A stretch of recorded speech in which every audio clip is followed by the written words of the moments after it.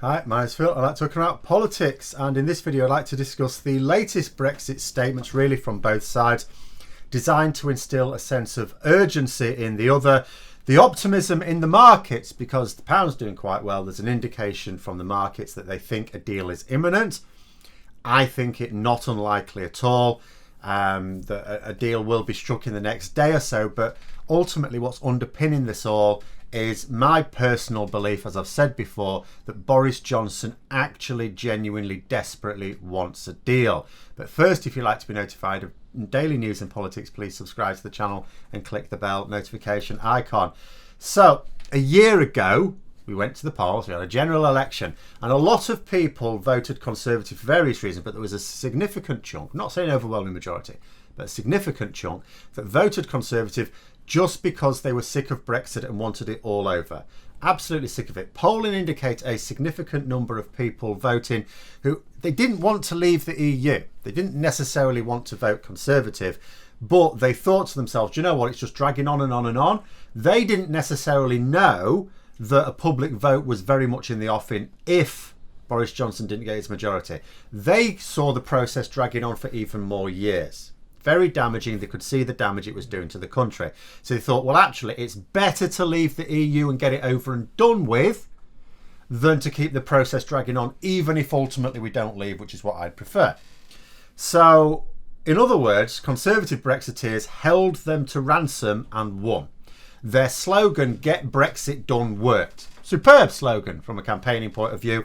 It gave the message, vote for us and it'll all be over. You know, the way torture works, just sign this and it's all over, it'll all end, all the pain will end. And so they do, and that's what people did. Now 12 months later, I have the same feeling they did then, because we've got this new junction now. Christmas next week, parliaments are breaking up. Boris Johnson wants to avoid a no deal scenario on January the 1st. If he wants that, and I'm convinced that he does, he has to act now. There is basically no more time realistically, because the deadline, never mind these deadlines that have come and gone, and there's another one coming up as well. The real deadline is the 31st of December. But he can't just agree to a deal on the 31st of December, because then it's too late to do anything about it, at least to avoid the no deal period of time. Now, obviously statements have been coming out. Boris Johnson had another phone call with Ursula von der Leyen on Thursday. Both sides saying the same thing.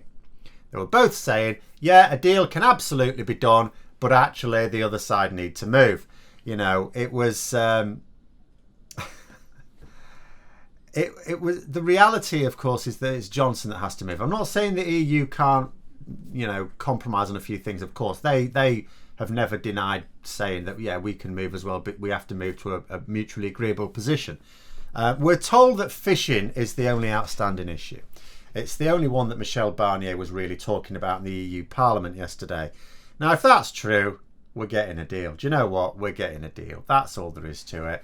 Fishing is a real non-issue for not only the general UK public, the general UK economy, but for the Conservative Party as well. Nobody who has any serious stake in Brexit gives a crap about fishing. It was a handy distraction. Of course, it's very important for those in the fishing industry, but for the vast majority of people, and certainly for the people involved here, not at all. It's nothing more than a distraction.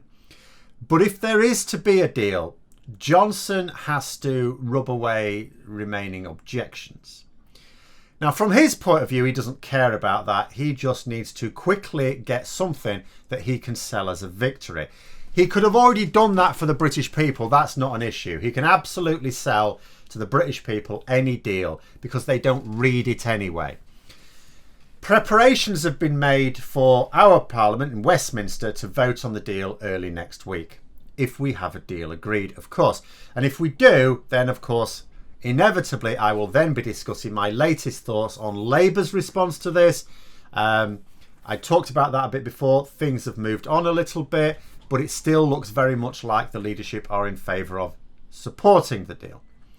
The European Parliament is also willing to have a special sitting the week after next. They'd already said this just before the end of the transition period.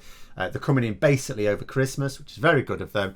Now, last week, various leaders of various large voting blocs in the EU Parliament said that we'll sit, but we can't really ratify the agreement. There's not enough time, but we can sit to offer a technical extension to bridge the gap until we can ratify it next year, so that we don't leave into the no deal Brexit abyss, that there's something to cover it.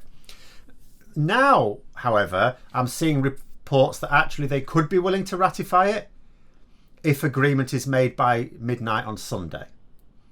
So there's your other deadline there. There's your deadline.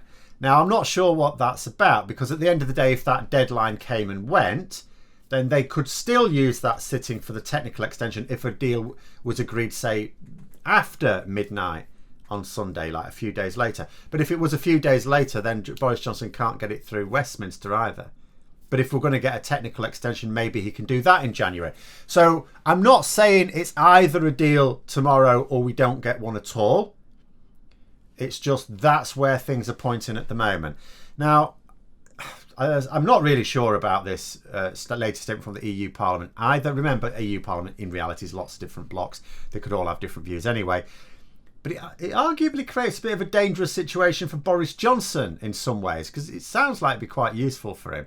But Boris Johnson obviously wants Barnier to concede some ground on areas that he can sell as a substantial victory back home. But that would risk upsetting EU parliamentary groups who might, given time, go along with it, you know, if they're given proper time to scrutinise it. But at the moment, they have their idea of what the deal should look like. Now, if it looks like that, then that's presumably why they're okay ratifying it with much less time than they should really have.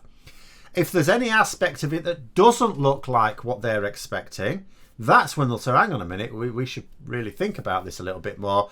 And they may say, well, we're not really prepared to ratify this week. We will vote it down this week, but give us a bit more time, we'll see. So we could end up in the bizarre situation where an agreement is agreed. Boris Johnson goes, I've got a deal, lads. And then the EU Parliament, like literally days before the end of the transition period, go, no, we're not happy with this. And then what? You know, that would leave us in the no deal Brexit scenario with only a couple of days to come to terms with it. It would also make Boris Johnson look like a right tit. Arguably, it wouldn't be a great look for Michel Barnier either. I mean, really, that's why he has to make sure that's whatever he agrees with, not only is going to find agreement amongst EU member states, but also the EU Parliament. Does him no good at all to agree something that the EU Parliament ultimately reject. But of course, Boris Johnson would be the one facing the political music. Now, I've long since passed the point where I'll take at face value anything anyone involved in the process says. It doesn't matter whether it's the EU Commission, EU Parliament or the UK government. You know, this is the point of any negotiations where everyone's just making their public statements to sound tough, so that when they have to back down, and everyone has to back down on something, they can sell it as a victory back home because, you know, we talk's tough. Therefore, we must have won because a deal has now been arranged. But I still think it comes down to this. Boris Johnson has been saying that he plans to deal, you know, with all of the problems that come with a no-deal Brexit. He's got things in place. Every time he's asked, what about this, Prime Minister? What about this? I've got a plan. Don't worry about it, mate. That's not my belief. It's a fact that he does not have any plans. That is just a fact. It's not me just thinking he's incompetent, he's not a details man, therefore he can't have any plans. Not only is he unable to explain, even in vague detail, what any of these supposed plans are, but the very organisations who'd need to implement them are constantly telling us that there is no plan. Because it's not like he can enact this plan. He can't just unseal an envelope and go, right, this is what we're going to do to the country. If there's an actual plan, that means there needs to be people who know what the plan is. They don't know what the plan is because there is no plan. You know, nobody knows what's going on. The captains of industry are frequently reported to be of the opinion that the government are not taking this seriously at all. In fact, they're so desperate that they've given up asking the UK government to act and are begging help from the EU. The CBI was the latest organisation to represent British businesses to do this week. They're now just going direct to the EU saying, we have lunatics running the asylum. Can you please do us a favour? And I mean, yes, the government are incompetent. Yes, they've knowingly promised the impossible. But the thing is that when someone doesn't put genuine effort into planning for a particular eventuality, it's almost always because they don't believe those plans will be needed. It's like, it's too much effort, we're not actually going to need it. These Conservatives have been in charge of the country throughout the entire Brexit process. And they have never taken no deal preparation seriously. Under Theresa May, you might say that made sense. She had no intention, very clear, she didn't even pretend that she had any intention of taking us out without a deal. Now, Boris Johnson gave the impression of being different, but he isn't. Even last year, when it looked like he was putting in every effort to leave the EU without even a withdrawal agreement, he wasn't. He was just pretending. He knew Parliament would block him from doing so. The numbers at the time were overwhelmingly against a no-deal Brexit. I don't mean the numbers in Parliament were there to stop him. I mean overwhelmingly. He had hardly any of even his own MPs willing to force through that no-deal Brexit. So he wasn't even taking a risk by going gung-ho for the cliff edge. And he knew that he would be stopped. Then you consider what happened after the general election. So here we go. Now he has his huge majority. Not only that, a huge majority of Conservative MPs who have to have stood up for a very hardline Brexit. The withdrawal agreement had not at this point been passed by Parliament, had not been passed into law, had not been signed by Boris Johnson. He'd agreed it with the EU. It had not passed through in the UK. He could have dropped it and left the EU without the withdrawal agreement if he really wanted a no-deal Brexit, because that's what some of his MPs want. It's what they wanted him to do at the time. It's what they want now. Now, that would be against a manifesto promise, you can say. But here's the thing, he's broken those anyway. So the reason why he did implement the withdrawal agreement, why he didn't drop it, is down to one of two reasons, logically. One, the vast majority of his MPs, even, now that it's more full of hardcore Brexiteers, do not want a no-deal Brexit. Or two, Boris Johnson does not want a no-deal Brexit. Now, in deciding which it is, let's look at the situation. We are seriously looking at a no-deal Brexit now. That's it. That's what we're staring down the barrel of. Everyone can see it. If Johnson doesn't back down, potentially in the next 24 hours, that's what's happening.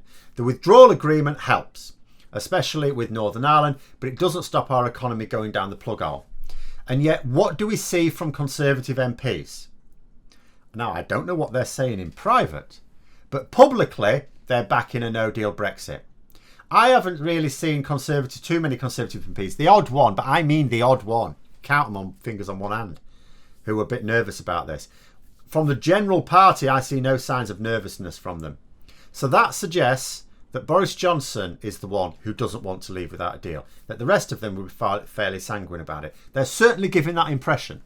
Now, apart from anything else, if we do, it will take, a matter of days, because it's to be obvious he had no plan. So if we've got a no-deal Brexit, there we are, no-deal Brexit, chaos biting. What's this plan you had, Prime Minister? He'll be asked. Oh, yeah, about that. Well, actually, it's all the public's fault for not believing hard enough. That was the problem. I mean, I believed hard enough. It's you lot that didn't. Oh, it's also Labour's fault for not backing me. No, he'll be in dead lumber. It will be a disaster, not just for the country, he doesn't care about that, but for him politically. I think he's been so happy to be so boastful about having plans for this. Every time they've said, what about this, what about this? Even recently, it's all right, we've got a plan for it. Because if he'd have said this 6 months ago, he could always say, well, something went wrong with the plans. Like the lorry parks that are now not going to be built in time. Because, the government forgot that it occasionally rains in Britain. And if you try and build a lorry park on a floodplain and it rains, I mean, you can see. I'd have to explain this with pictures to a Conservative minister. But at this late stage, if he has a plan, it needs to have also been implemented. So he can't really say in 2 weeks' time, oh, yeah, sorry, something went wrong with the plan. No, you said you had a plan. So I think it's just because he's got no intention of leaving without a deal. He's got no intention of putting his plan to the test. He hasn't got a plan. I think the only reason we haven't had the deal confirmed yet is because he's working hard behind the scenes to get enough MPs on his side that he avoids the damaging split to the parliamentary party. That's what this has all been about for years, avoiding a split in the Conservative Party. That's what Brexit is. Make no mistake, getting a deal will create genuine fury from some Conservative MPs. They'll be livid.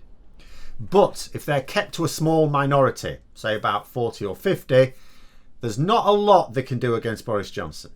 It's worrying for him, but there's not a lot they can do personally.